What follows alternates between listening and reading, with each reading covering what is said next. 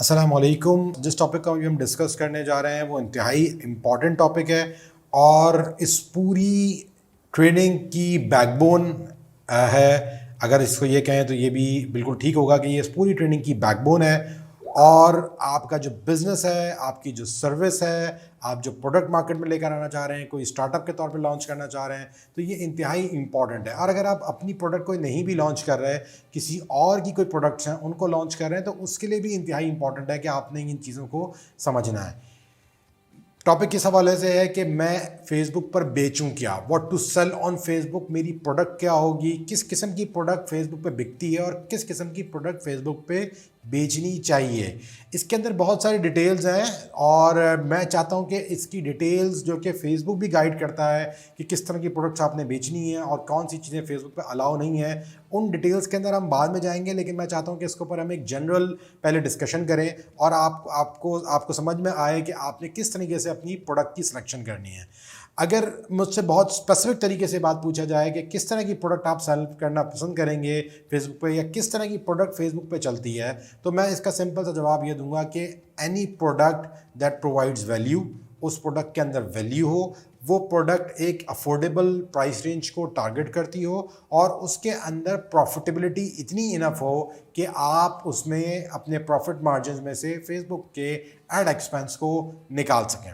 ये in short इसका answer है। लेकिन अगर इसको मैं मज़ीद डिटेल में लेके जाऊं तो ये इतना जितना आसानी से कहा जाता है, प्रोडक्ट हंटिंग इतनी आसान नहीं होती। Product hunting is quite a task. आपको टाइम लगाना पड़ता है, आपको सोचना पड़ता है, आपको फिक्र करनी पड़ती है। आपको ना सिर्फ ये कि रिसर्च करनी पड़ेगी, आपको कॉम्पिटिटर्स को देखना पड़ेगा, आपको अपनी स्ट्रेंथ और वीकनेसेस को भी सामने रखना पड़ेगा।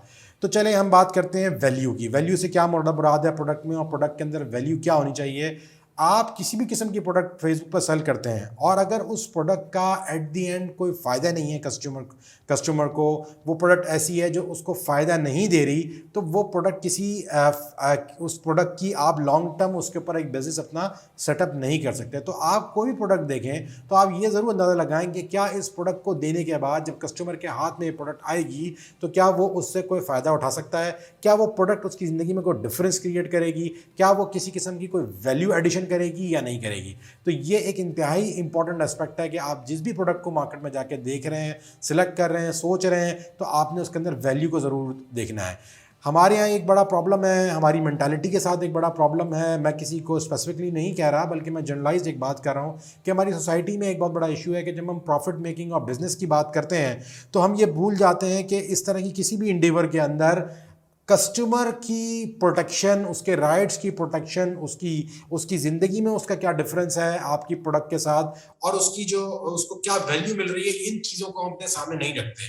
यही रीज़न है कि आज मार्केट के अंदर जब आप जाते हैं तो आप बोलते हैं अच्छा जी, आप किसी से कोई चीज़ लेने गए तो वो शख्स आपको बताता है कि जी ये अमेरिकन प्रोडक्ट है, जी ये इम्पोर्टेड प्रोडक्ट है। मतलब वो ये गारंटी दे रहा होता है कि एक तरह से कि आप उसकी जब ये प्रोडक्ट इस्तेमाल करेंगे तो जो उस प्रोडक्ट का जो क्लेम है, वो क्लेम जो कर रही है वो रियल लाइफ में भी प्रोडक्ट उसी तरीके से इस्तेमाल होगा। और ये एक हकीकत है, चाहे हम गारमेंट्स की बात करें, चाहे हम और जिंदगी में जो भी हमारी चीजें हम इस्तेमाल करते हैं, मुख्तलिफ किस्म की अशिया, उन सब के अंदर हम ये देखते हैं कि अच्छा यार ये इम्पोर्टेड प्रोडक्ट है। If it's an American shirt, if it's an American company, if it's a Japanese product, तो ये इस बात की गारंटी है कि इसमें जो चीज क्लेम की गई है वो क्लेम है पूरा होगा, और जो उसकी वैल्यू है जो बताई जा रही है वो वैल्यू ये प्रोडक्ट प्रोवाइड कर रही होगी। Being a Pakistani, being a मुसलमान और being a good business owner, हमारी ये इंतहाई हमारे लिए ज़रूरी है कि हम अपनी कोई भी प्रोडक्ट तलाश कर रहे हैं, हम कोई भी प्रोडक्ट देख रहे हैं, तो हम ये चीज़ तो देखेंगे उसके अंदर डेफिनेटली कि वो प्रोडक्ट हमारे लिए कितनी प्रॉफिटेबल है, या मैं उसको कितनी जल्दी बेच सकता हूँ, वो हमें कितना मुनाफा कमा के देगी। लेकिन ये इंतहाई इंपॉर्टेंट प्रिंसिपल है कि आपका ये समझना कि वो प्रोडक्ट एट द एंड आपके कस्टमर के लिए, आपके कंज्यूमर के लिए कितनी यूजफुल है, क्या वैल्यू वो प्रोवाइड कर रही है, क्या वैल्यू, क्या डिफरेंस वो उसकी लाइफ में क्रिएट करेगी। अगर आप कोई शर्ट बेच रहे हैं तो उसका फैब्रिक, उसका मटेरियल, उसका डिजाइन कितना कितना अच्छा है, कितना कितना ड्यूरेबल है, उसके अंदर जो मटेरियल यूज हुआ हुआ है वो क्रैपी मटेरियल तो नहीं है, वो धुलाई के लिए जाएगा, खराब तो नहीं हो जाएगा।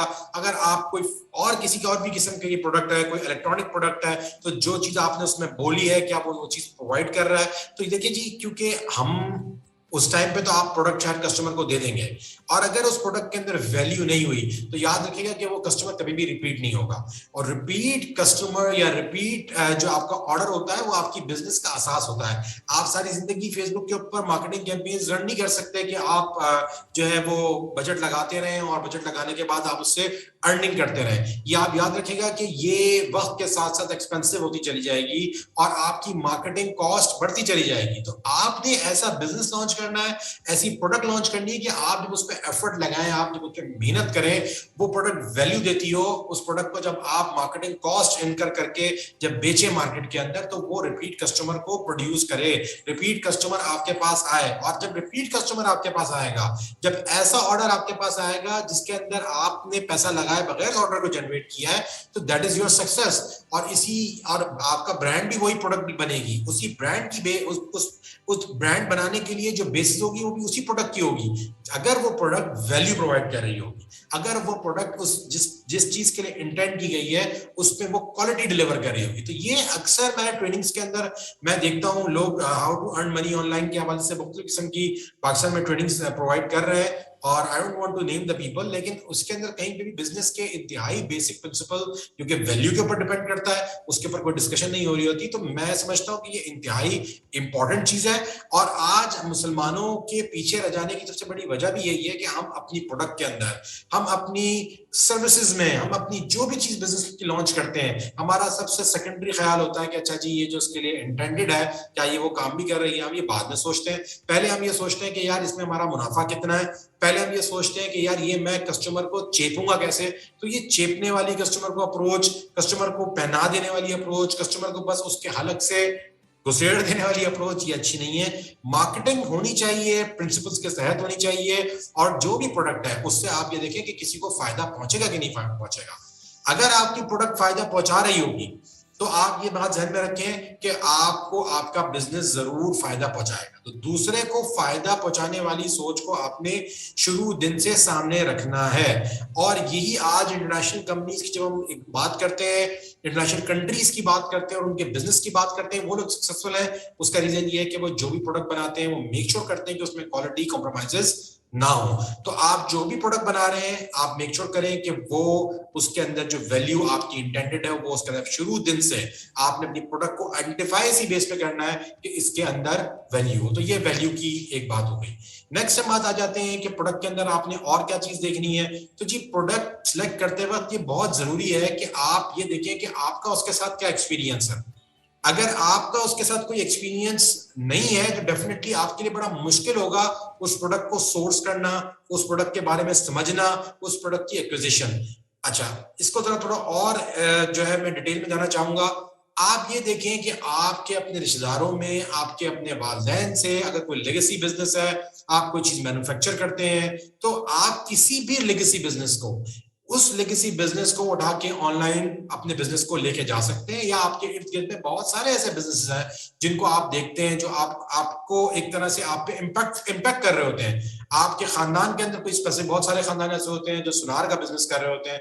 तो मैं रिकमेंड करूंगा कि आप अपनी जिन चीजों के ऊपर आपकी ऑलरेडी एक बैकग्राउंड है, जहां पर आपके कॉन्टेक्ट्स हैं, जहां पर आपके ताल्लुकात हैं, आप उन प्रोडक्ट्स को सामने लेकर आए, रेदर देन ये कि टॉम डिक एंड हैरी जो है वो फलानी प्रोडक्ट बेच रहा था तो उससे उसने बहुत मुनाफा कमाया, तो ठीक है उसने मुनाफा कमाया तो मैं भी वही प्रोडक्ट बेचना शुरू कर दूं। नहीं जी, आपने ये देखना है कि आपसे क्या चीज ज्यादा रिलेट कर रही है।